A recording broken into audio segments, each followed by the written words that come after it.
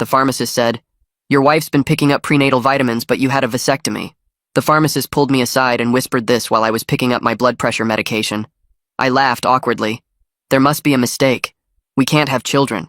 "Sir, she's been getting them monthly for 6 months. Always pays cash. Always comes alone." I'd had a vasectomy 8 years ago after our second child died during birth. Lisa had nearly died too, and we'd decided together, no more pregnancies. The risk was too high. She'd been there for my procedure, held my hand through recovery. Driving home, my mind raced. Lisa had been glowing lately, happier. She'd quit wine completely, started yoga, been eating incredibly healthy. I'd thought it was her new wellness kick after turning 40. When I got home, I searched everything while Lisa was at her book club, found the vitamins hidden behind paint cans in the garage. The prescription label was partially scratched off, but I could make out a date, 6 months ago, just like the pharmacist said. That night I watched Lisa carefully. She definitely looked different. Fuller face, glowing skin. She kept touching her stomach unconsciously. How had I missed this? "Honey," I said at dinner, "maybe we should try for another baby." She dropped her water glass. It shattered on the floor. "What? You had a vasectomy?" "We decided. Vasectomies can be reversed." "No," she said firmly. "We made that choice for good reasons." But her hand went to her stomach protectively as she said it. I called my urologist the next morning, confirming my vasectomy was still effective. 0 sperm count at your last check. Shooting blanks, as they say. Why do you ask? That evening, I installed a tracker on Lisa's car. The next day, when she said she was going to yoga, the tracker showed her at an OB/GYN office across town. Not her regular doctor. She was there for 2 hours. When she came home, she was crying. Happy tears, she claimed, about a work promotion.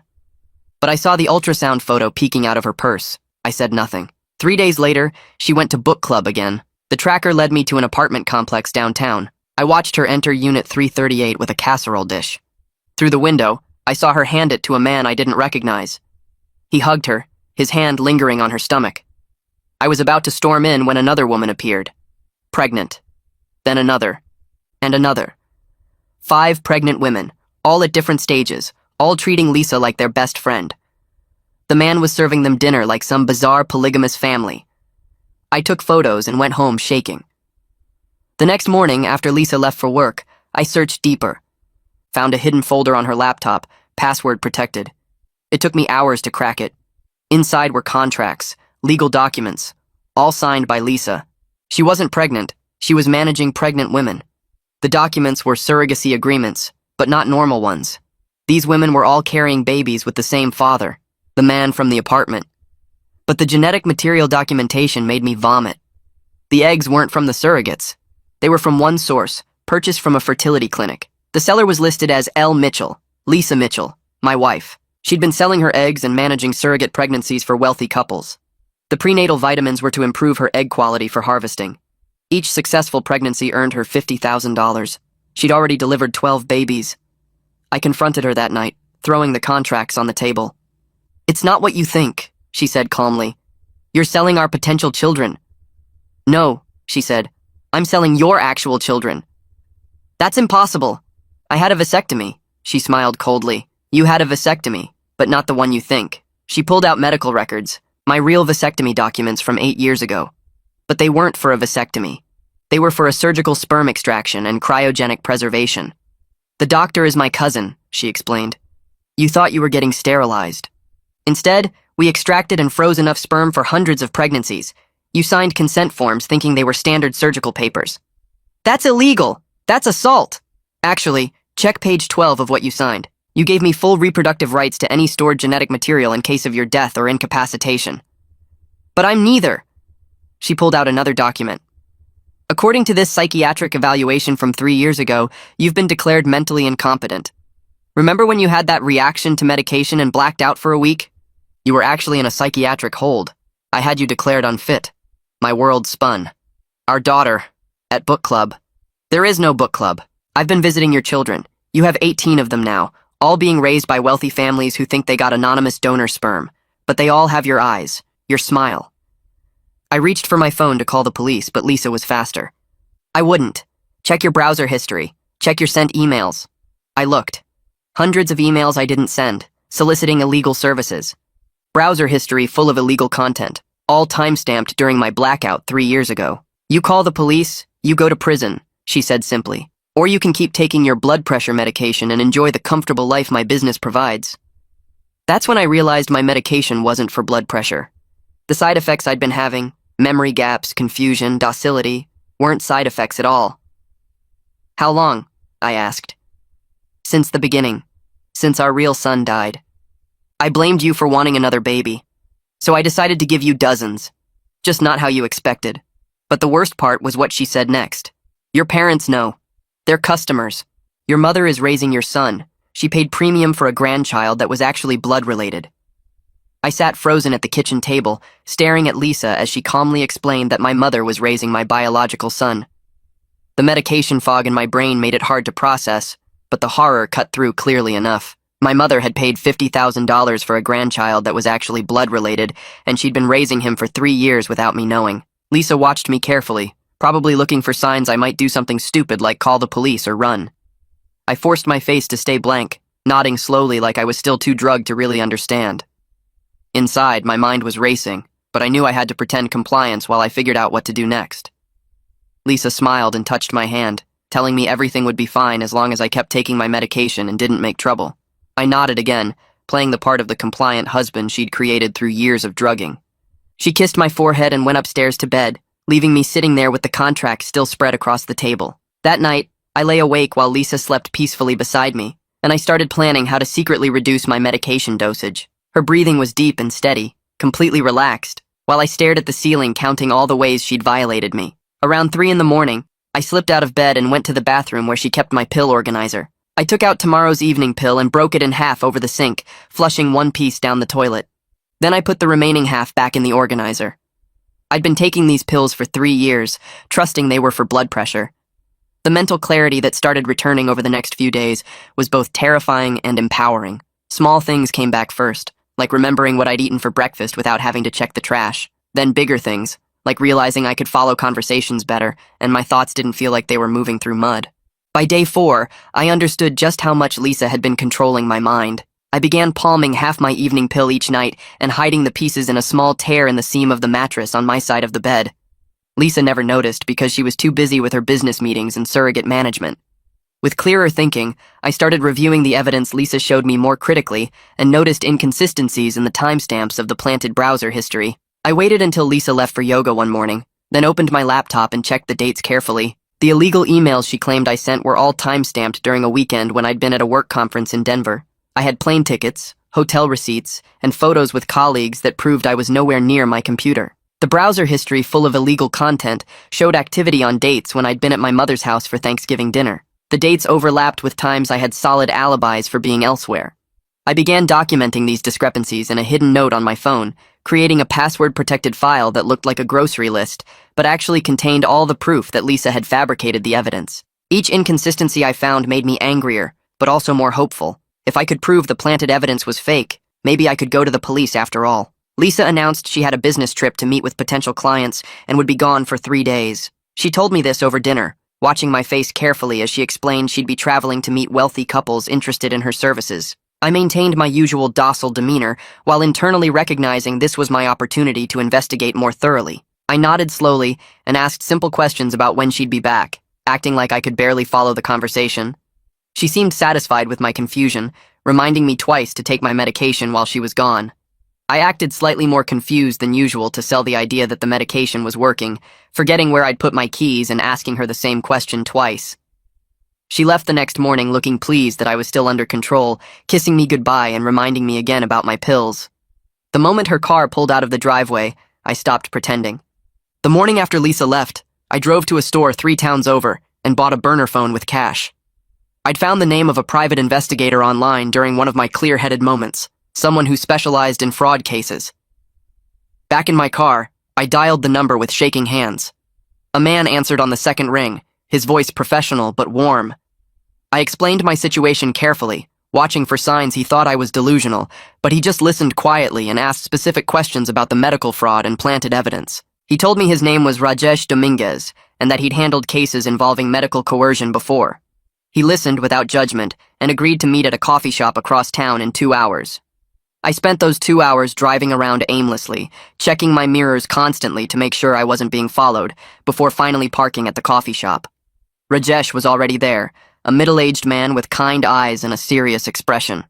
We sat in a back corner booth where no one could overhear. Rajesh reviewed the contracts and medical documents I'd secretly photographed over the past week, zooming in on details and taking notes. His face grew darker as he read through the fake vasectomy paperwork and the psychiatric evaluation documents. He confirmed that what Lisa did constituted multiple crimes, including medical fraud and reproductive coercion. The sperm extraction without real consent was assault. The drugging was poisoning. The fake psychiatric hold was kidnapping. He explained that the planted evidence complicated things, but wasn't insurmountable if we built a strong countercase. We needed to prove the timestamps were false, and that I had alibis for when the illegal activity supposedly occurred. His validation that I wasn't crazy gave me the first real hope I'd felt in years. Someone believed me. Someone with professional experience saw exactly what Lisa had done and confirmed it was criminal. We talked for 3 hours, planning how to gather more evidence without alerting Lisa. Rajesh told me to document everything, photograph every paper I could find, and keep reducing my medication so my mind would stay clear. I decided to visit my mother unannounced, needing to see if Lisa's claim about her raising my biological son was true.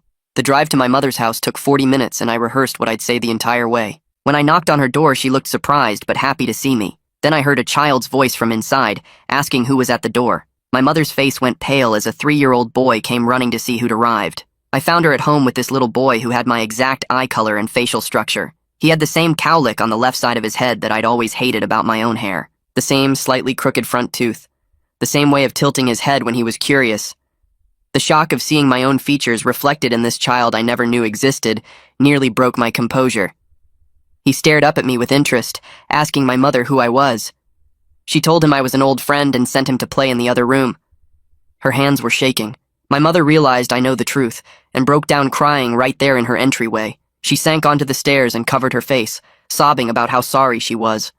Between gasps, she explained that Lisa had approached her 3 years ago with an opportunity. Lisa told her I had donated sperm before our marriage, back in college when I needed money. She said I'd always felt guilty about those donations and worried about unknown children out there.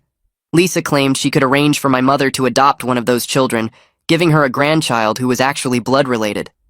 She paid $50,000 and signed confidentiality agreements, promising never to tell me because Lisa said I'd be upset about the adoption. My mother had believed every word because it came from Lisa, her trusted daughter-in-law who she'd known for 12 years. I saw she was another victim of Lisa's manipulation, though her complicity still stung deeply. She'd been raising my son for 3 years, watching him grow, and never once questioned whether I deserved to know. Part of me wanted to scream at her for being so gullible, but looking at her broken expression, I knew Lisa had played her perfectly. Back home, I carefully searched for where Lisa might keep original documents related to the psychiatric hold and incompetency declaration. I started in her home office, going through every file in her desk, but found nothing. Then I checked our bedroom, looking in boxes at the top of the closet. Still nothing. Finally, I went to the garage and started searching behind old storage boxes and paint supplies.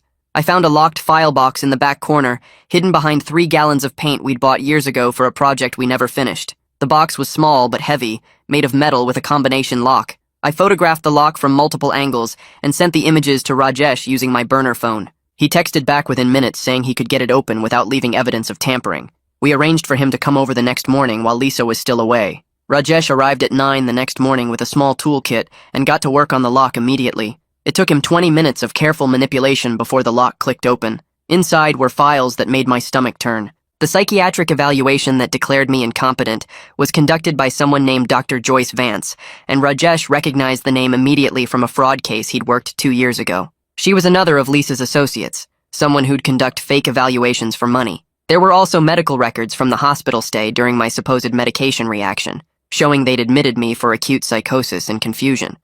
But attached to those records was a toxicology report that Lisa had somehow kept from being filed officially. The report showed high levels of a drug called scopolamine in my system, a substance that causes confusion, memory loss, and suggestibility. The medication reaction that hospitalized me was actually a drug Lisa slipped into my food. Everything was orchestrated to create the legal framework for her control. Rajesh photographed every single page while I stood there shaking with rage. He told me this evidence was exactly what we needed to prove Lisa had systematically destroyed my autonomy and built a cage around me using fake medical documents and strategic drugging. We had her now. I pulled out my phone and started taking pictures of every page, my hands shaking so bad I had to steady them against the box. Each document felt heavier than the last as I realized what I was looking at. The earliest paper was dated 9 years ago, before our son died, before Lisa even got pregnant. She'd been planning this from the start, setting up shell companies and meeting with lawyers about reproductive rights while I thought we were building a family. The medical consent form she'd forged with Aaron's help went back to our first year of marriage. I wasn't just discovering a crime, I was uncovering a decade-long scheme where I'd been the target all along. My throat tightened as I photographed a document showing Lisa had researched my family's genetic history, cataloging health conditions and physical traits like I was livestock. She'd evaluated my worth as breeding stock before we even said our wedding vows. Rajesh watched me work, occasionally pointing out details I'd missed. He showed me how to adjust the lighting on my phone to capture the text more clearly, how to organize the photos by date and category. When we finished, he pulled out his laptop and walked me through setting up encrypted cloud storage that Lisa couldn't access, even if she found my passwords. He created 3 separate backup systems, spreading the evidence across different platforms so nothing could be erased completely. Then he taught me how to communicate without leaving traces, showing me apps that deleted messages automatically, and how to use public Wi-Fi networks so my location couldn't be tracked. I felt like I was learning to be a spy in my own life, building secret channels right under Lisa's nose.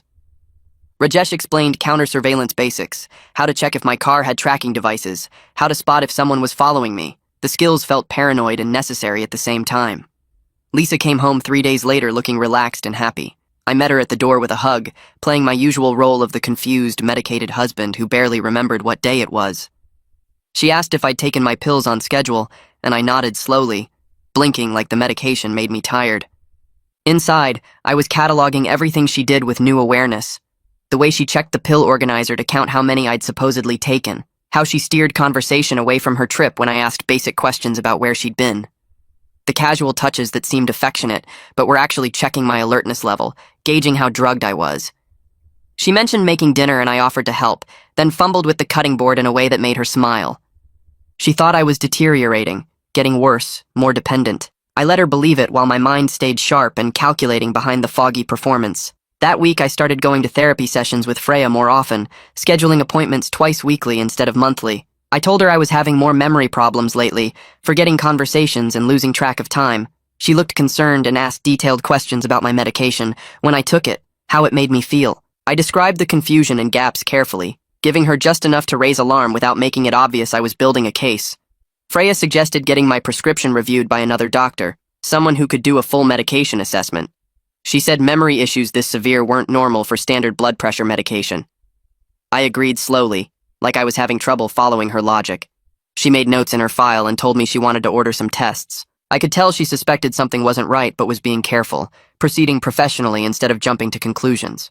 2 weeks later, Lisa announced another book club meeting. I nodded absently while she got ready, then tracked her car on my phone as she drove across town. The tracker led to the same apartment complex where I'd seen the pregnant women before. I parked down the street and watched through binoculars Rajesh had given me.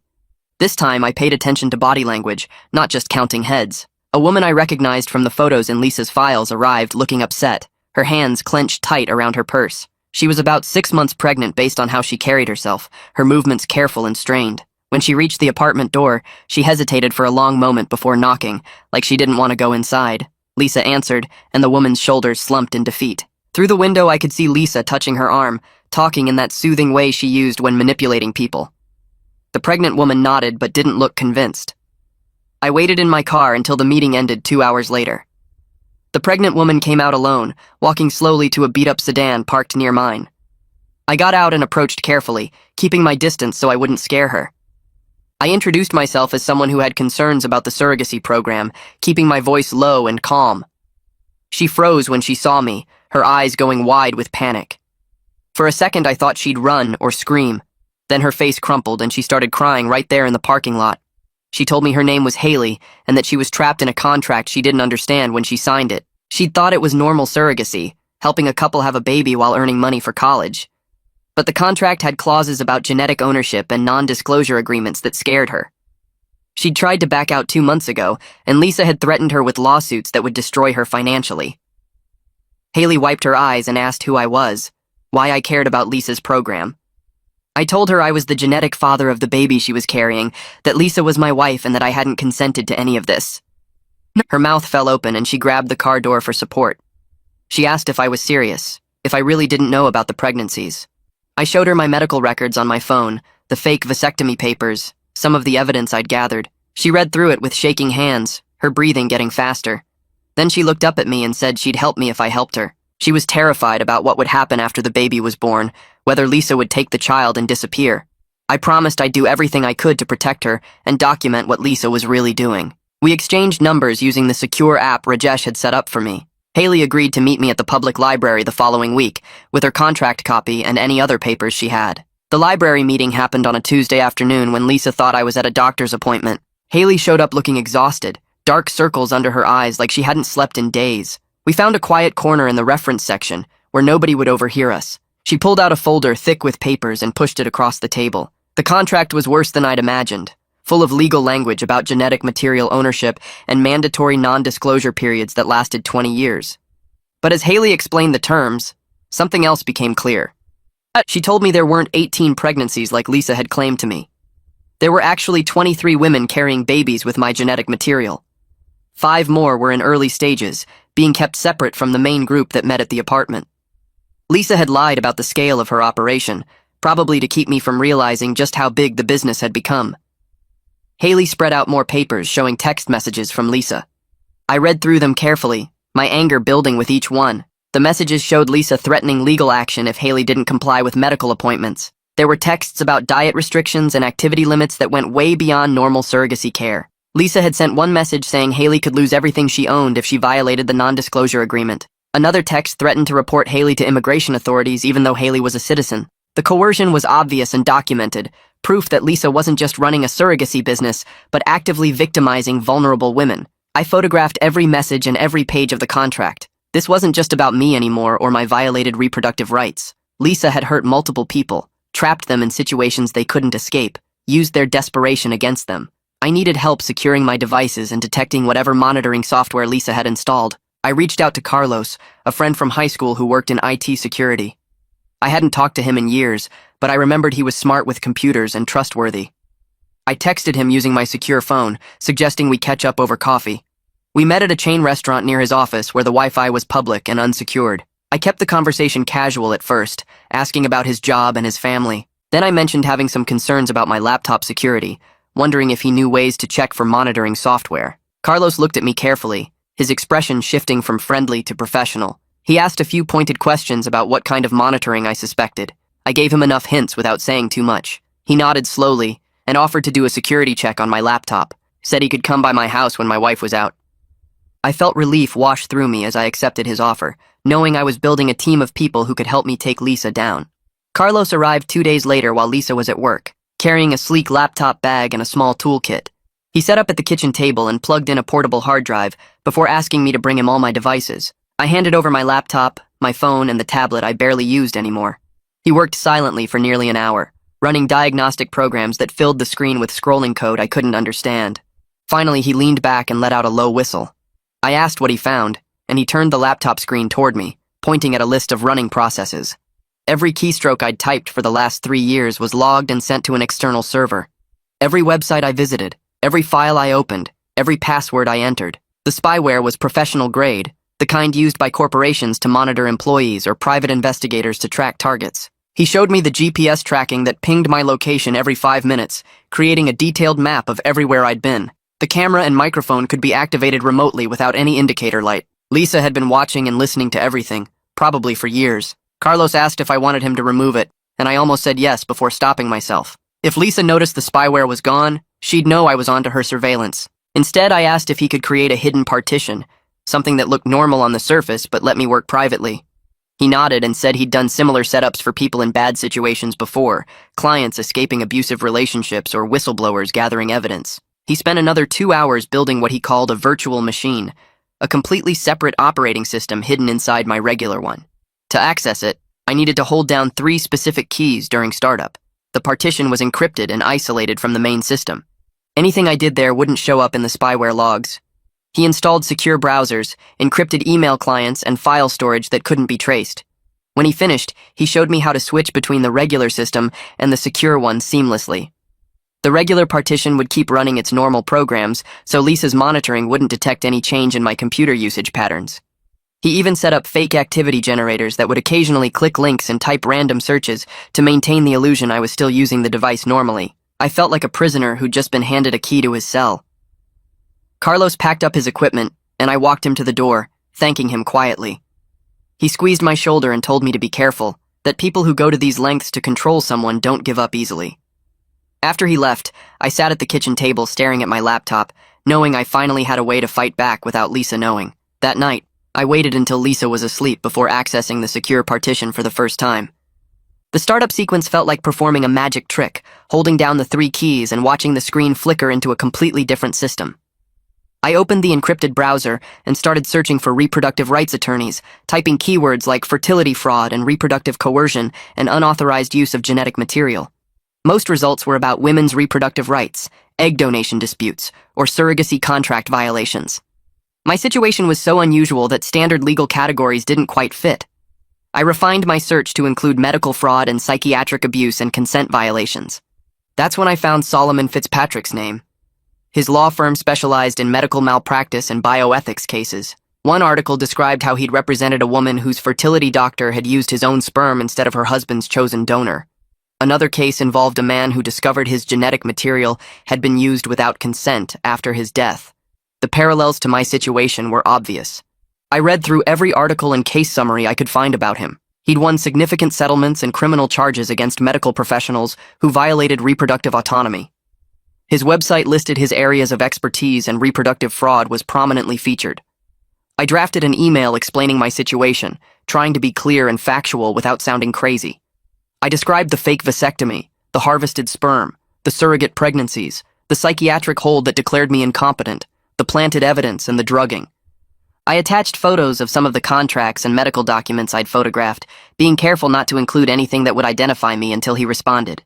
I used an encrypted email service Carlos had set up that couldn't be traced back to my regular accounts. I hit send at 2 a.m. and closed the laptop, my hands shaking with nervous energy. This was the first real step toward getting help from someone with actual power to do something about Lisa's operation. The response came 6 hours later, while I was pretending to read the newspaper at breakfast.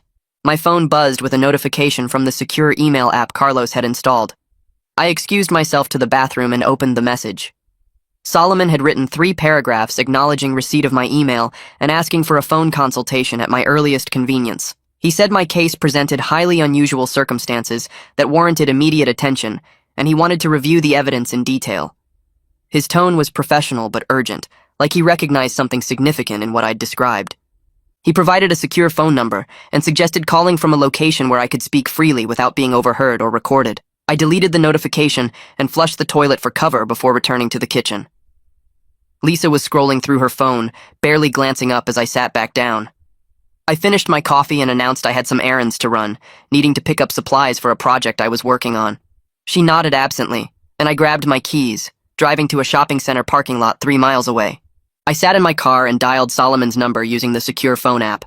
He answered on the second ring, and I spent the next 20 minutes walking him through everything in chronological order. He asked pointed questions about dates, medical procedures, contract terms, and the psychiatric evaluation. When I described the planted browser history and email evidence, he was quiet for a moment before explaining that while it complicated things, forensic analysis could prove the files were manufactured. The medical fraud and reproductive coercion were serious enough that prosecutors would likely see through Lisa's defensive strategy. He asked about my current safety and whether I felt in immediate danger. I admitted I was drugged daily and monitored constantly, but that I'd started reducing my medication and had secure communication channels now. He said that was smart and asked if I'd be willing to meet in person to review all the evidence I'd gathered. We scheduled a meeting for the following Tuesday at his office downtown. Solomon said he'd review my case pro bono because it had the potential to be a landmark reproductive rights case. He explained that what Lisa had done violated multiple laws around medical consent, bodily autonomy, and reproductive fraud.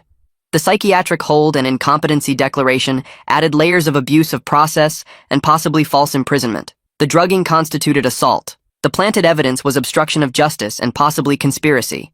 He spoke with the kind of confidence that comes from deep expertise, and for the first time in years I felt like someone actually understood the full scope of what had been done to me. He warned that building a case would take time, and we'd need overwhelming evidence before approaching prosecutors.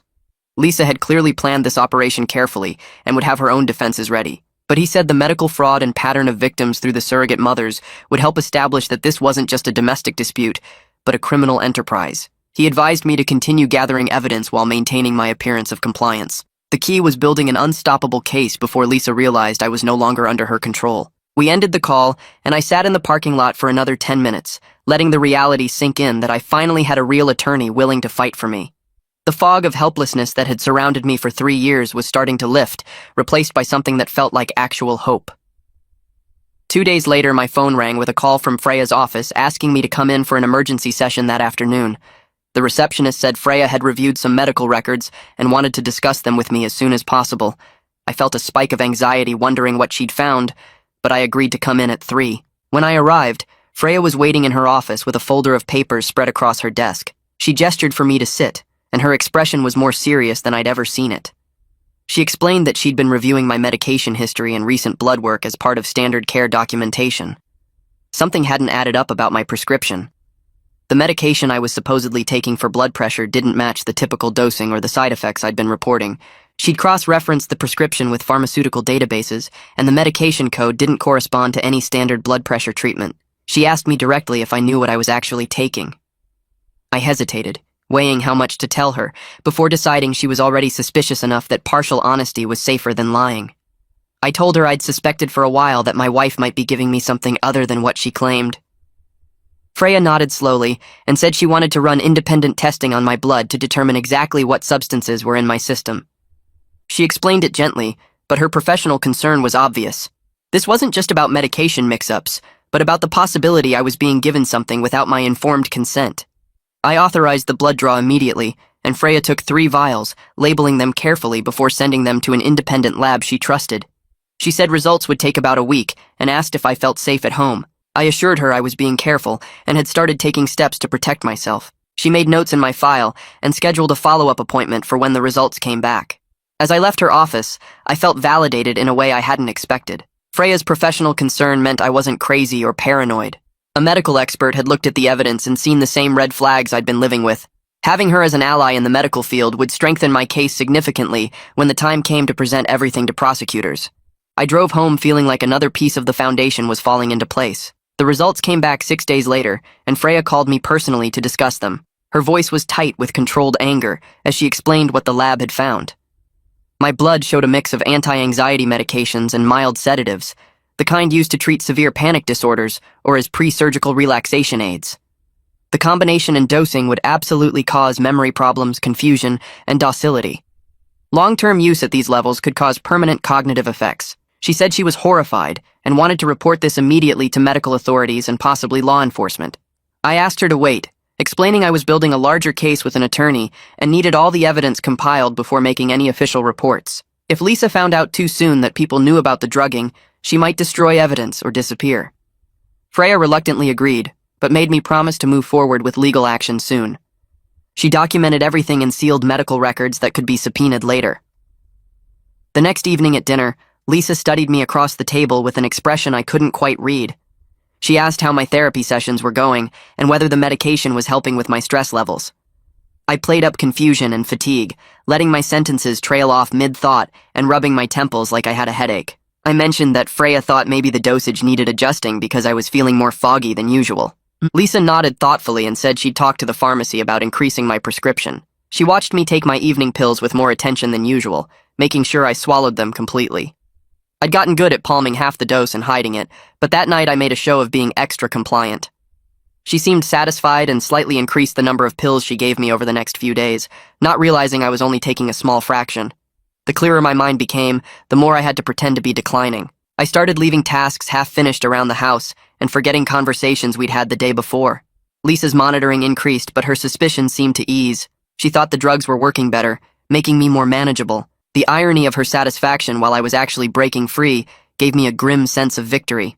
Rajesh called me on the secure phone 3 weeks after I'd hired him with an update on Aaron Richter. He dug deep into Aaron's background and found a pattern that made my stomach turn. Aaron had lost his medical license in another state 7 years ago for falsifying patient records and performing unauthorized procedures. He'd been sanctioned by the medical board for ethical violations involving experimental fertility treatments that weren't approved. After losing his license, he'd moved here and opened a new practice under slightly different credentials, apparently exploiting gaps in cross-state licensing verification. Rajesh had found 2 other patients who'd filed complaints about Aaron performing procedures that didn't match what they'd consented to, though neither case had resulted in criminal charges. The pattern established that Aaron was exactly the kind of doctor who would participate in Lisa's scheme. He had a history of disregarding patient consent and manipulating medical procedures for his own purposes. This background would be critical for establishing credibility that he would absolutely perform a fake vasectomy and sperm extraction without my knowledge. Rajesh sent me encrypted files with all the documentation, medical board complaints, licensing records, and patient testimonies. I added everything to my growing evidence folder, feeling the case getting stronger with each new piece. I arranged another secret meeting with Haley at the same library, this time asking if she knew other surrogate mothers who might be having doubts about the program. She arrived looking nervous but determined, and she'd brought 2 other women with her. Both were pregnant, one about 5 months along and the other just starting to show. Haley introduced them using only first names and explained that they'd all been talking privately about concerns with their contracts. The first woman described how Lisa had recruited her through a Facebook group for people struggling financially, promising easy money for carrying a baby. The contract had seemed straightforward at first, but once she was pregnant, Lisa had started imposing strict rules about diet, activity, and medical appointments. Any deviation resulted in threats about contract violations and financial penalties. The second woman had a similar story, but added that Lisa had threatened to report her to immigration authorities if she didn't comply, even though she was a legal resident. The coercion was obvious and systematic across multiple victims. I asked if they'd be willing to have their testimonies recorded, and they both agreed, understanding that their cooperation might help stop Lisa from exploiting others. I used my phone to record each woman describing her recruitment, the contract terms, and the coercive tactics Lisa used to maintain control. All 3 women talked about feeling trapped, unable to back out without facing financial ruin or worse. The pattern of victimization extended far beyond just me. Lisa had built an operation that preyed on vulnerable people and used their desperation against them. I promised to protect their identities as much as possible while using their testimonies to build the case. After they left, I uploaded the recordings to my secure cloud storage, knowing this evidence would be crucial for showing prosecutors that Lisa's operation wasn't just about reproductive fraud, but about systematic exploitation of multiple victims. Solomon called me the following Monday to say he'd filed a sealed motion with a judge he trusted. The motion requested a protective order and preliminary investigation into Lisa's activities without notifying her.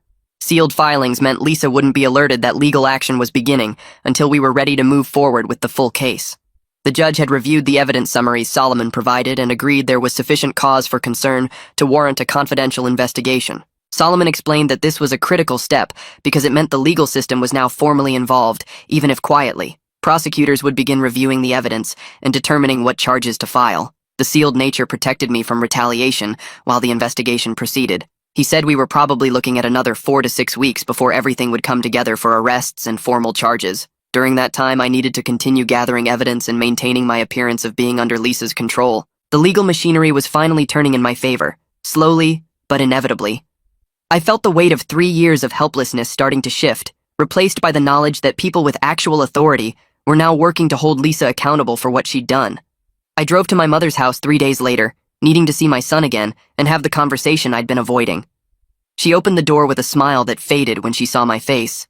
The boy was playing with blocks in the living room, his dark hair falling across his forehead exactly like mine did at that age. I watched him stack the blocks carefully, his little tongue poking out in concentration, and felt my chest tighten.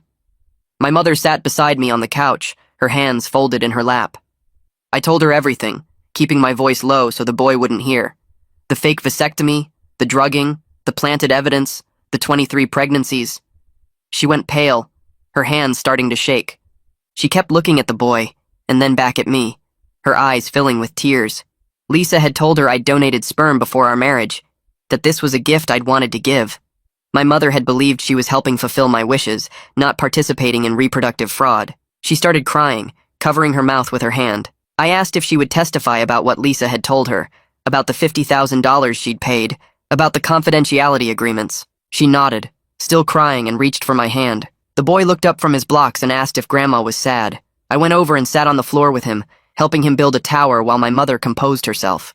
He chattered about preschool and his friends, completely unaware that his entire existence was built on lies and manipulation. When it was time to leave, he hugged me without hesitation, calling me the nice man who visits sometimes. My mother walked me to the door and promised she would do whatever was needed to help. I drove home feeling like my heart had been put through a shredder. Carlos met me at a coffee shop the next afternoon, bringing a laptop and a small black device I didn't recognize. He explained the dead man's switch concept while sketching a diagram on a napkin. If I didn't check in with a secure server every 48 hours, the system would automatically send encrypted files to multiple recipients. Law enforcement, media outlets, backup attorneys, even some advocacy organizations. Everything would go public if Lisa tried to have me recommitted or worse. Carlos spent 2 hours setting it up on my secure partition, walking me through the check-in process until I could do it without thinking. He made me practice on a dummy system, timing how long it took. The insurance policy felt like putting on armor after years of fighting naked. I finally had leverage, something to protect me if Lisa realized I was no longer under her control. Carlos also gave me a second burner phone with a panic button that would trigger the immediate release if I was in danger. I tested it once, watching the confirmation flash on the screen, then carefully disabled the actual send function. Just knowing I had that option made me breathe easier. I got home that evening to find Lisa sitting at the kitchen table with a strange expression on her face. She had a pregnancy test in her hand, the little window showing 2 pink lines. She watched me carefully as she held it up, her smile cold and calculated. I felt my stomach drop but forced excitement onto my face, asking if it was real. She said yes, that she'd stop taking her birth control and use the stored material one more time. Another child to bind me to her operation, another piece of leverage. I hugged her like I was supposed to, feeling her body tense against mine. She was testing me, watching for any sign that I wasn't the docile, medicated husband anymore. I played along perfectly, suggesting names and asking about due dates while my mind raced. This was escalation, a new layer of control. I excused myself to the bathroom and used my hidden phone to document everything, including a photo of the test she'd left on the counter. The manipulation was so obvious now that I could see through her tactics, but I had to pretend nothing had changed. That night, I lay awake beside her, wondering if she was really pregnant or if this was another manipulation. Either way, it was coercion, another attempt to trap me. Rajesh called 2 days later with news about the psychiatric evaluator who'd declared me incompetent. He'd pulled the professional records and found a pattern of disciplinary actions going back 15 years. Ethics violations, complaints from patients, sanctions from the state medical board. The man had been suspended twice and was currently on probation. His credibility was already damaged in professional circles, which meant his evaluation of me would be easier to challenge. Rajesh sent me the full report, page after page of documented misconduct. Every piece of evidence we gathered made Lisa's trap look more obviously fake. The psychiatric hold, the incompetency declaration, the planted browser history, all of it was falling apart under real investigation. I felt vindication building with each new discovery, the truth becoming impossible to deny. Rajesh also found that the evaluator had financial connections to Aaron, Lisa's cousin. They'd worked together on multiple cases, always with outcomes that benefited Aaron's patients in custody disputes or competency hearings. The corruption went deeper than just my case. My next session with Freya was scheduled for Thursday afternoon, and I decided it was time to tell her everything. I brought my tablet with some of the evidence loaded on the secure partition, photos of contracts and medical records. Freya listened without interrupting as I explained the fake vasectomy, the sperm extraction, the years of drugging. I showed her the blood test results proving what I'd actually been taking. Her face went through shock, horror, and anger as she processed what I was telling her. She believed me completely, having already suspected the medication manipulation. She said she'd provide expert testimony about the drugging and its effects on my mental state, that this was one of the most extreme cases of medical abuse she'd encountered. Freya also explained how the medication cocktail would have made me suggestible and compliant, perfect for Lisa's control. She asked about my current mental state, and I told her about reducing the dosage, about the clarity returning. Freya made notes in her file, documenting everything for the legal case. She also gave me information about trauma therapy, saying I'd need serious support once this was over. Having her validation and professional backing felt like gaining a powerful ally. Solomon called me the following Monday with the news I'd been waiting for. A prosecutor who specialized in complex fraud cases had agreed to take on a formal investigation. Solomon had presented the evidence summaries, and the prosecutor was fascinated by the reproductive coercion angle. This could set legal precedent, establish new protections for victims of fertility fraud. We were moving from defensive planning to active legal offense. The prosecutor wanted to meet with me directly within the next 2 weeks to review everything in detail. Solomon explained that this was the turning point, where the legal system officially recognized the crimes against me. The prosecutor would have subpoena power, investigative resources, the ability to bring criminal charges. Everything we'd been building toward was finally happening. Solomon warned me that once subpoenas were issued, Lisa would likely figure out something was wrong. I needed to be ready for her to escalate or try to run. We discussed safety protocols, and I told him about the dead man switch Carlos had set up. Solomon approved, saying it was smart insurance.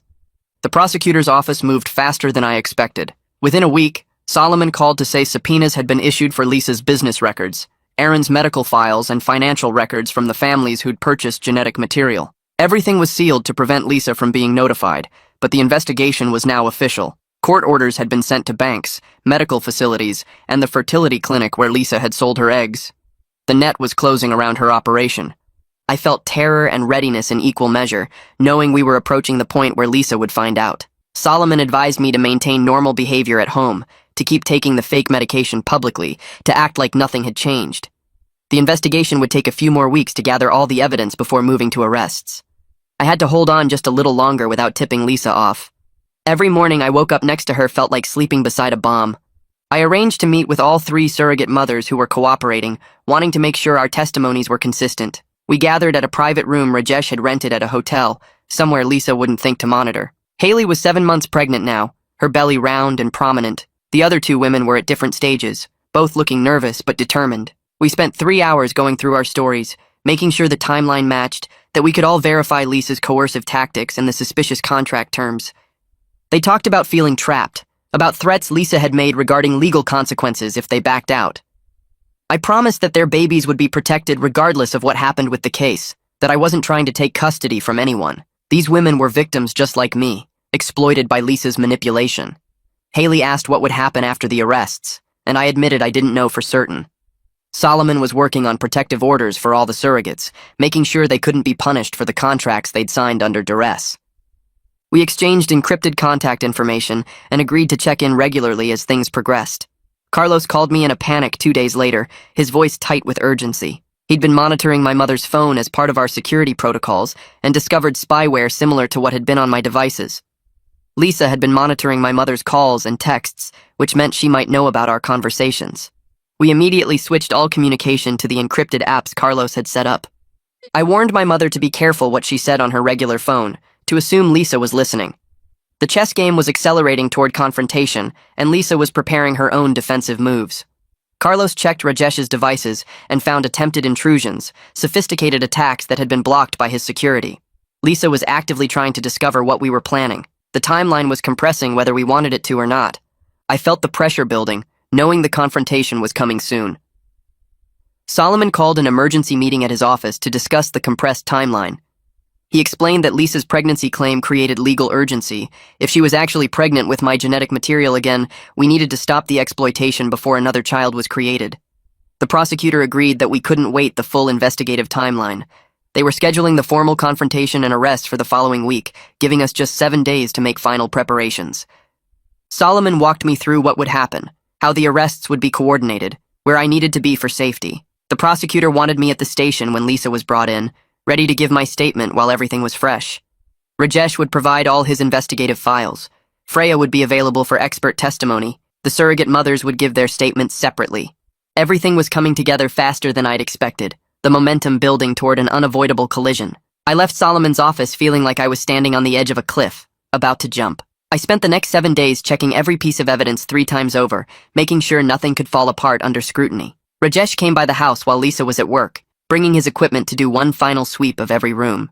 He found the first camera hidden inside a smoke detector in the bedroom, lens pointed directly at the bed where I slept. The second was built into a picture frame on my desk, watching everything I did on my computer. The third was the worst, tucked inside the bathroom mirror where I'd been taking my reduced medication doses and hiding the pills. She'd been watching me the entire time, seeing me palm the tablets and stash them away. My hands shook as Rajesh carefully photographed each camera in place before disabling them. She knew I was resisting. She'd been letting me think I was clever while documenting my rebellion. Rajesh assured me the secure partition on my computer had protected my real work, that the cameras couldn't see through his encryption. But the violation burned deeper than anything else she'd done. Even my most private moments had been performance for her surveillance. We left the cameras disabled but in place, making it look like technical failures rather than discovery. Let her wonder what went wrong with her spy system. Solomon called that afternoon with final confirmation that everything was ready for the next morning. The prosecutor had coordinated with 3 different police departments to execute simultaneous warrants. Timing had to be perfect, so Lisa couldn't warn Aaron or destroy evidence once she realized what was happening. I was supposed to be at Solomon's office by 6 in the morning, before Lisa woke up. I'd leave a note saying I had an early meeting, nothing suspicious. Just another normal day until it wasn't. That night I couldn't sleep at all, lying in bed next to Lisa while my mind ran through every possible way this could go wrong. What if the prosecutor decided the case was too weird to pursue? What if Lisa had backup plans I didn't know about? What if she'd hidden evidence somewhere we hadn't found? I kept thinking about all those children, 31 pregnancies she'd orchestrated using my genetic material without consent. Some of them were already born and living with families who had no idea their donor wasn't anonymous. Others were still growing inside women who thought they'd signed up for something legitimate. Around 3 in the morning, I got up quietly and went to my computer, using the secure partition to write letters I hoped no one would ever need to read. I wrote to my son at my mother's house, explaining everything in simple words a child could understand someday when he was old enough. I told him none of this was his fault, that I loved him even though we'd never met properly, that I was fighting to be his father for real. I wrote to the other children I'd never know, scattered across the country in homes where they'd grow up thinking they came from anonymous donor number whatever. I told them about their genetic history, my family's medical background, things they deserved to know. I wrote to Haley's baby, due in just a few weeks now, explaining that her mother was brave and strong and had been victimized just like me. I saved all 3 letters in the secure cloud storage where they'd be safe even if something happened to me. Then I sat in the dark living room watching the clock tick toward morning, feeling like I was standing on the platform before a high dive, knowing the only way out was to jump. I left the house at 5:30 with my note on the kitchen counter, driving through empty streets to Solomon's office downtown. He was already there with coffee and a box of files, looking tired but focused. We went over the timeline one more time while we waited for confirmation that the warrants were being served. At exactly 7 o'clock, Solomon's phone buzzed with a text from the prosecutor. It was happening. Police were at Lisa's apartment complex right now, at Aaron's clinic, and at our house where Lisa would be waking up to find officers with a search warrant. I sat in Solomon's conference room watching the morning light spread across the city, knowing that somewhere out there the careful trap I'd built was finally springing shut. The relief was so strong it made me dizzy, but it mixed with this sick feeling in my stomach because I knew how much damage had already been done that could never be fixed. All those children existed because Lisa had stolen my genetic material and sold it. All those families had been lied to about where their babies came from. All those years I'd been drugged and controlled, losing pieces of myself I'd never get back. Legal justice was happening, but it couldn't undo any of that. Solomon's phone kept buzzing with updates from the prosecutor. Lisa had been found at the apartment complex like we'd predicted, arriving for a meeting with the surrogate mothers. She'd tried to run when she saw the police cars, but they'd blocked the exits. Aaron was at his clinic preparing for his first appointment of the day when officers walked in with handcuffs. Both of them were being transported to the station for booking and questioning. The police found everything at the apartment complex, boxes and boxes of records Lisa had been stupid enough to keep in physical form. Financial ledgers showing every payment, every contract, every transaction in her operation. The prosecutor sent Solomon a preliminary count, and my stomach dropped when I saw the number. 31 active pregnancies, not the 23 we documented. 8 more women we hadn't even known about, all carrying babies with my genetic material. Lisa's business was even bigger than our investigation had uncovered. She'd been running this operation for 8 years, since right after our son died, building it larger and more complex every year. The revenue totals made me sick. Over $2 million she'd made selling my children to families who thought they were getting anonymous donor sperm. $2 million from violating my body and autonomy, from stealing my genetic material and using it without consent. The prosecutor texted that they were charging her with medical fraud, reproductive coercion, drugging, falsifying records, operating an unlicensed fertility business, and about a dozen other crimes I couldn't even process. Aaron was getting arrested at his clinic, officers walking him out in handcuffs past waiting patients who had no idea their doctor had been performing fake surgeries and real sperm extractions for years. Constance was being brought in for questioning too, the prosecutor suspecting she'd helped falsify medical records and manage the business side of Lisa's operation. I felt this rush of vindication watching the people who'd violated me face actual consequences. They weren't going to walk away from this. They weren't going to keep destroying lives. The system was finally working the way it was supposed to, protecting victims instead of enabling abusers. Solomon drove me to the police station where I spent 4 hours giving my formal statement to prosecutors, walking them through the entire timeline from that day 8 years ago when I thought I was getting a vasectomy. I explained how Aaron had performed sperm extraction instead, how Lisa had me declared mentally incompetent during a forced psychiatric hold, how she'd been drugging me for years to keep me compliant. I showed them Freya's medical analysis of my blood work proving I'd been given sedatives instead of blood pressure medication. I showed them the financial records Rajesh had copied, the contracts with surrogate mothers, the fake medical documents. The prosecutors recorded everything, taking notes and asking questions that showed they understood how serious this was. They brought in a forensic tech who analyzed my laptop right there in the interview room, proving that the planted browser history had been created while I was provably elsewhere. The timestamps on the files didn't match my actual location data from my phone, my credit card transactions, security footage from my workplace. Lisa's defensive trap fell apart under basic technical scrutiny. She'd been so confident in her control over me that she'd gotten sloppy with the details. The tech explained to the prosecutors that the files were created using remote access software, someone else controlling my computer while I wasn't home. They could trace it back to Lisa's devices, prove she'd planted everything. My credibility was solid. Freya arrived around noon to give her expert testimony about the medication manipulation and its effects on memory and cognition. She'd brought detailed medical records showing the progression of my symptoms, how they'd worsened over the years as Lisa increased my dosage.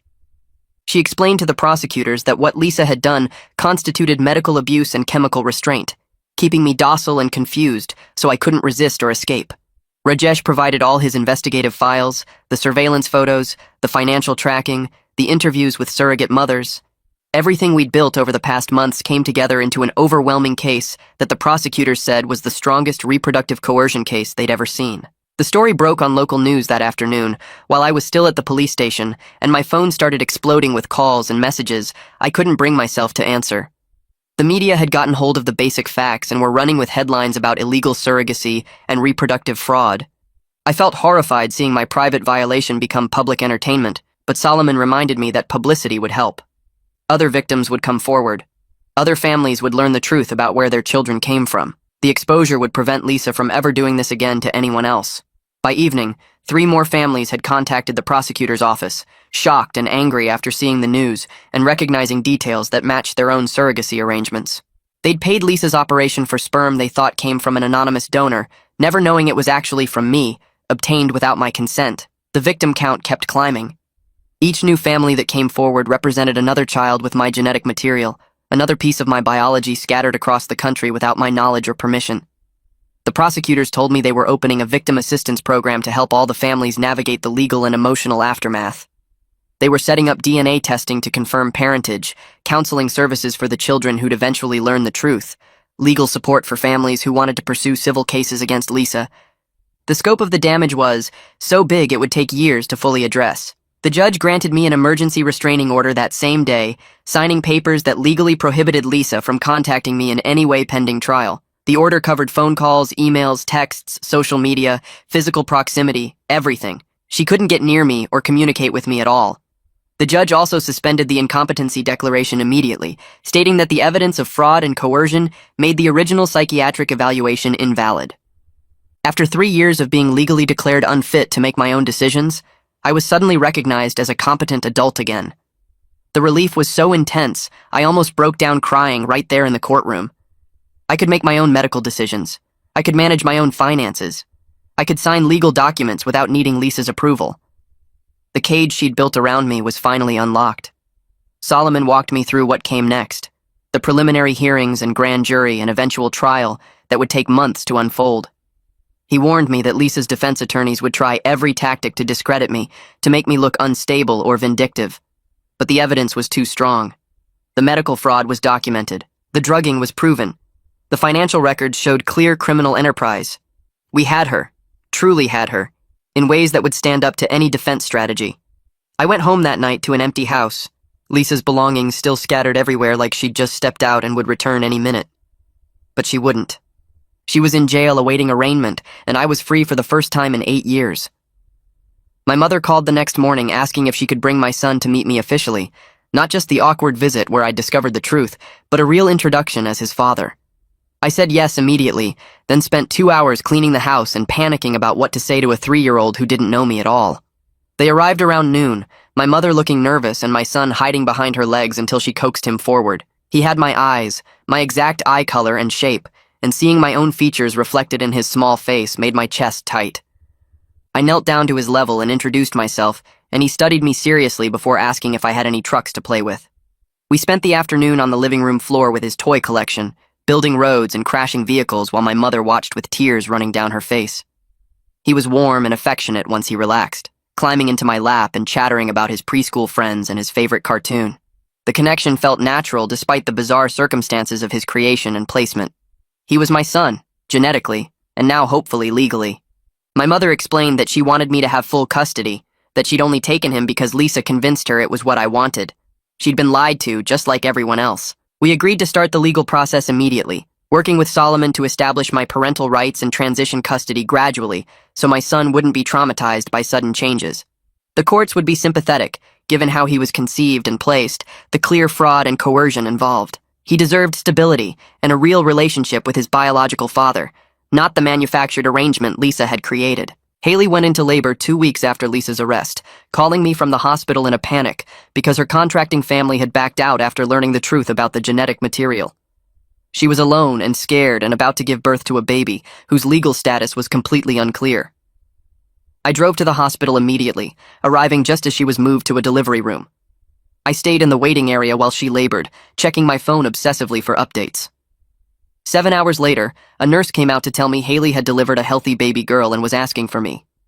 I went into the recovery room and saw Haley holding this tiny infant with a full head of dark hair, and the complexity of the situation hit me all over again. This baby had my genetic material, but Haley was her mother in every way that mattered. She'd carried her for 9 months, gone through labor, would raise her and love her. The invalid contract didn't change any of that. Haley looked exhausted but peaceful, and she asked me what I wanted to do about custody. I told her the truth, that I wasn't trying to take her child away. Haley was the mother who'd carried and birthed her. The baby deserved to stay with her mother, not get caught up in more legal chaos. We agreed to work with attorneys to establish clear parental rights, Haley as the legal mother with full custody, and me listed as the genetic father with no custody claims. I'd help financially when she needed it, and maintain a relationship as an uncle figure, someone in the baby's life but not trying to be her father. The baby deserved stability and love, not another court battle over her existence. Haley cried and thanked me, and I held my genetic daughter for a few minutes before giving her back to her real mother. She was beautiful and perfect, and she represented both the worst violation I'd experienced and the possibility of something good coming from terrible circumstances. Over the next few months, I spent hours each week at the prosecutor's office, going through every document and contract Lisa had created. The lead prosecutor was a woman in her 50s who specialized in medical fraud cases, and she treated me with a kind of careful respect that I appreciated. She never acted like I was weak or broken, just someone who'd been victimized by a complicated crime. We built the case piece by piece, organizing evidence into categories: medical fraud, reproductive coercion, drugging, falsified psychiatric records, operating an unlicensed fertility business. Each charge had its own stack of documentation, witness statements, financial records. The legal complexity was overwhelming at first, but breaking it down into specific crimes made it feel manageable.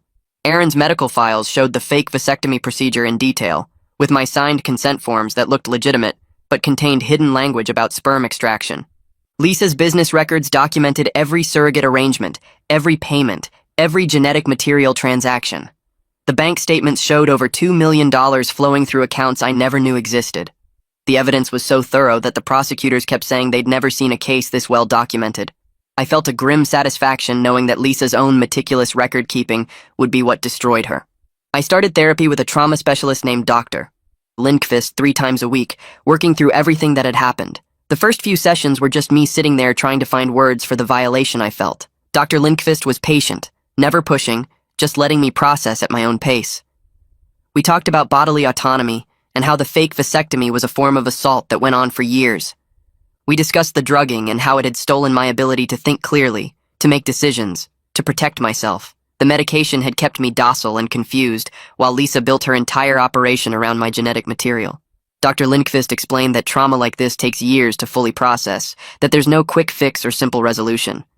But working with a clear mind, without the fog of those pills, felt like progress in itself.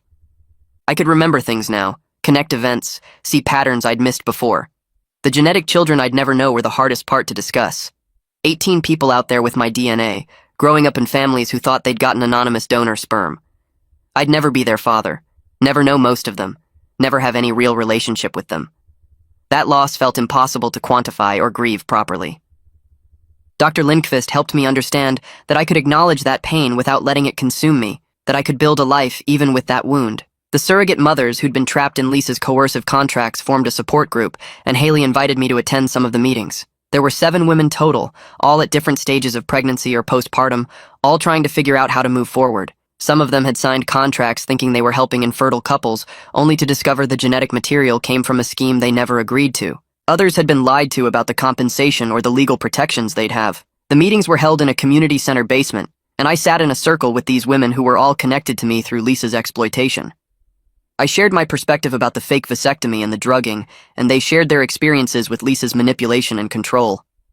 Some of them decided to keep the babies they were carrying, forming bonds during pregnancy that felt more important than the circumstances of conception. Others chose adoption, wanting the children to go to families who could provide stability without the trauma attached. A few were still undecided, working through their options with counselors and lawyers.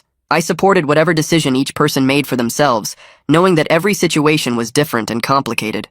We were all just trying to navigate the aftermath of Lisa's exploitation, finding ways to reclaim some control over our lives and bodies. 8 months after Lisa's arrest, her trial began at the county courthouse. I arrived early that first morning, dressed in a suit that felt too formal, my hands shaking as I walked through security. The courtroom was smaller than I expected, with wooden benches and fluorescent lights that made everything feel sterile and official. Lisa sat at the defense table in a gray suit, her hair pulled back, looking calm and composed like she was attending a business meeting. Seeing her there, knowing she couldn't control me anymore, was both terrifying and empowering.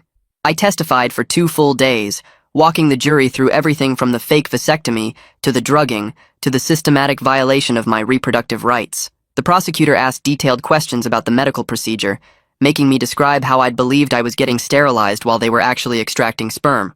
I explained the medication that kept me docile and confused, the memory gaps, the years of not understanding what was happening to my own body. I described finding the contracts and realizing Lisa had been selling my genetic material to create children I'd never know. The jury listened with expressions that shifted from confusion to horror as they understood the full scope of what she'd done. Some of them looked at Lisa with open disgust, while others just stared at me with something like pity. During cross-examination, Lisa's attorney tried to suggest I'd known about the sperm extraction, that I'd been a willing participant who changed my mind later. But the medical records were clear, and my testimony about the drugging was backed up by Dr. Lindqvist's evaluation and the blood tests Freya had ordered. By the end of my testimony, I felt drained but vindicated, knowing I'd told the truth clearly and completely. Aaron Richter took a plea deal 3 weeks into the trial, agreeing to testify against Lisa in exchange for a reduced sentence. He walked into the courtroom looking older than I remembered, his face gray and tired. He sat in the witness box and described how Lisa had recruited him 9 years ago, before our second child was even born, to perform the fake vasectomy and sperm extraction. He admitted they'd planned it from the beginning, that Lisa had approached him with the scheme, and he'd agreed because she was family, and promised him a cut of the profits. He explained the surgical procedure in detail, how they'd made it look like a standard vasectomy while actually extracting viable sperm for cryogenic storage. He described falsifying my consent forms to include language about reproductive rights that I never understood I was signing. His testimony was clinical and detailed, showing premeditation and conspiracy that destroyed any remaining credibility Lisa's defense had. Her attorney tried to discredit him as a criminal saving himself, but the documentation supported everything he said. Lisa sat at the defense table looking furious, her composure finally cracking as her co-conspirator turned on her completely. The prosecution played recorded phone calls between Lisa and Aaron, discussing payments and new surrogate arrangements, conversations that proved ongoing conspiracy. By the time Aaron stepped down from the witness stand, Lisa's defense had crumbled entirely. The jury deliberated for only 6 hours before returning with a verdict. I sat in the courtroom gallery, surrounded by some of the surrogate mothers and Solomon, waiting while my heart hammered against my ribs. When the jury foreman stood and read guilty on all counts, the relief hit me so hard I nearly passed out. Lisa showed no emotion as the verdicts were read one by one. Medical fraud, reproductive coercion, drugging, falsifying psychiatric records, operating an unlicensed fertility business. The judge scheduled sentencing for 2 weeks later, and I attended that hearing too, needing to see it through completely. Lisa was sentenced to 18 years in prison, the maximum allowed under the combined charges. It wasn't enough time for what she'd done, for the years she'd stolen from me and the children she'd created without consent, but it was significant, more than I'd hoped for when I first contacted Rajesh. I felt a complicated mix of relief, anger, and sadness watching the bailiff lead her away in handcuffs. Relief that she was finally facing consequences, anger that it took so long and hurt so many people, sadness for the marriage I'd thought we had that was apparently never real. She looked at me once before they took her out, and I stared back without flinching. She had no power over me anymore. Constance Richter received a lighter sentence of 5 years for her role in falsifying medical records and helping cover up the scheme. She'd been the clinic administrator who processed the paperwork and made sure everything looked legitimate on the surface. Her attorney argued she'd been manipulated by her husband and Lisa, that she hadn't fully understood the scope of what was happening. The judge was somewhat sympathetic but still imposed prison time for her active participation. The psychiatric evaluator who declared me incompetent lost his license permanently after an investigation by the state medical board. They found he'd falsified other evaluations too, part of a pattern of unethical behavior that finally caught up with him. Each person who'd participated in Lisa's scheme faced consequences appropriate to their level of involvement. Some got prison time, others lost professional licenses, a few faced civil lawsuits from victims. Watching the legal system actually work, actually hold people accountable, restored some faith I'd lost over the past few years. The civil judgment came through 6 months after Lisa's criminal conviction. I was awarded $2 million from Lisa's assets, essentially everything she'd earned from her illegal operation.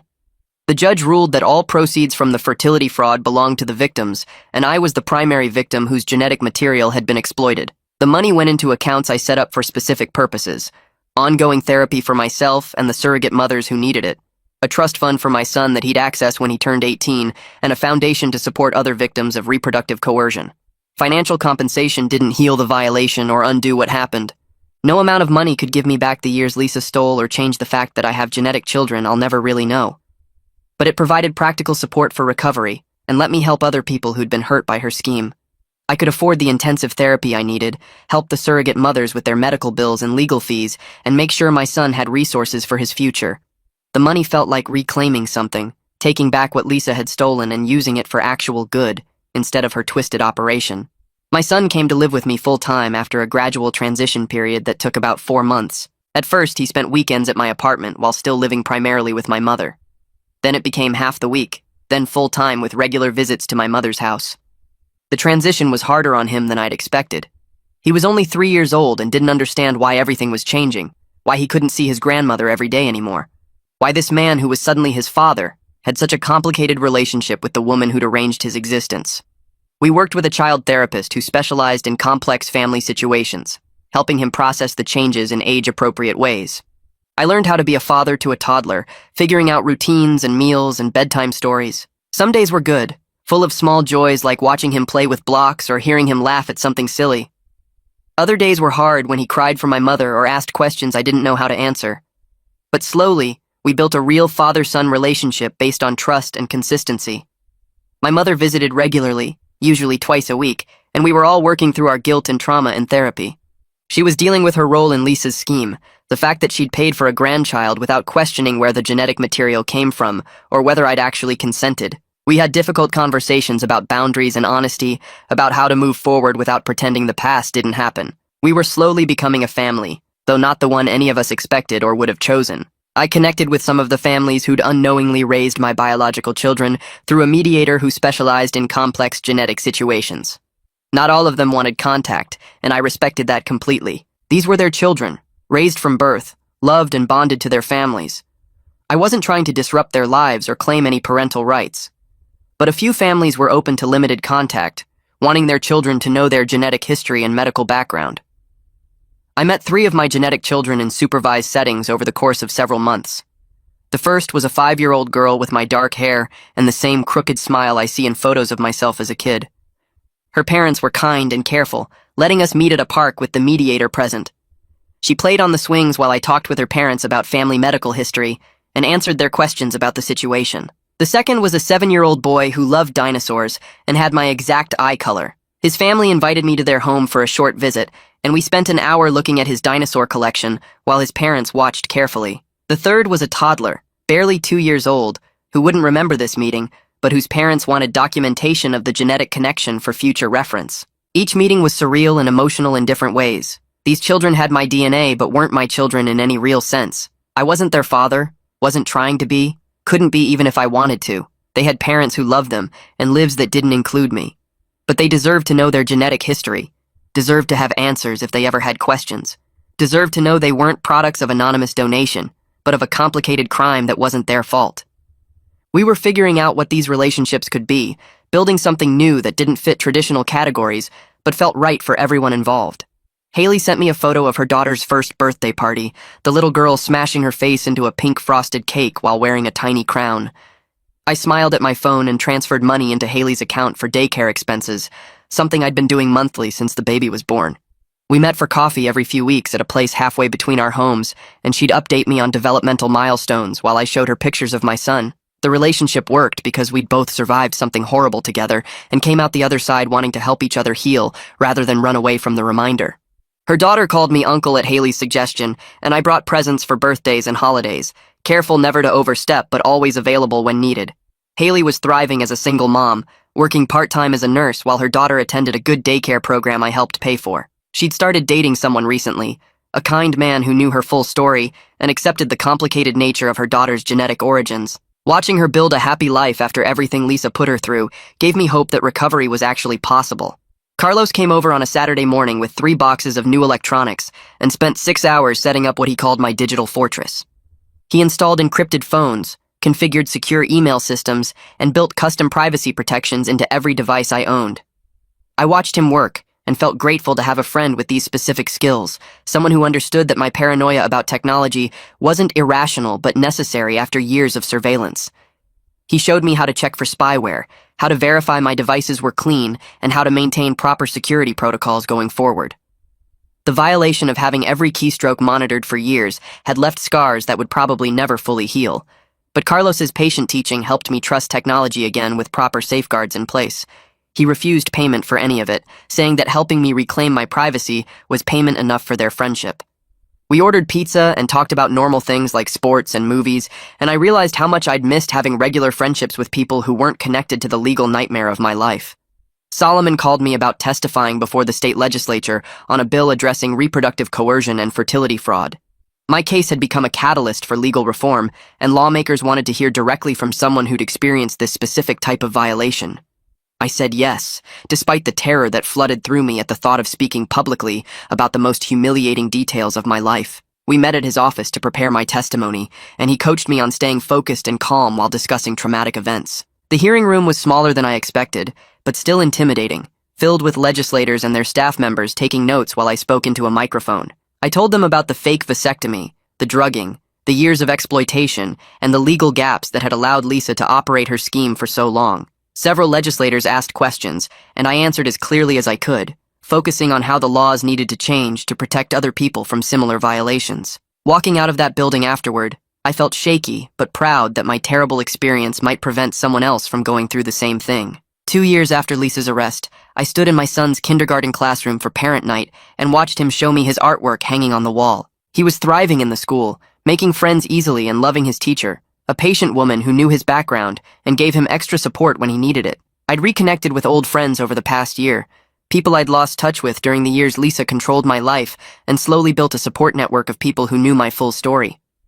Some of them had pulled away when they learned the details, unable to handle the complexity and weirdness of my situation, but the ones who stayed became my closest friends. The medication was completely out of my system, and my mind felt sharp and clear in ways I'd forgotten were possible.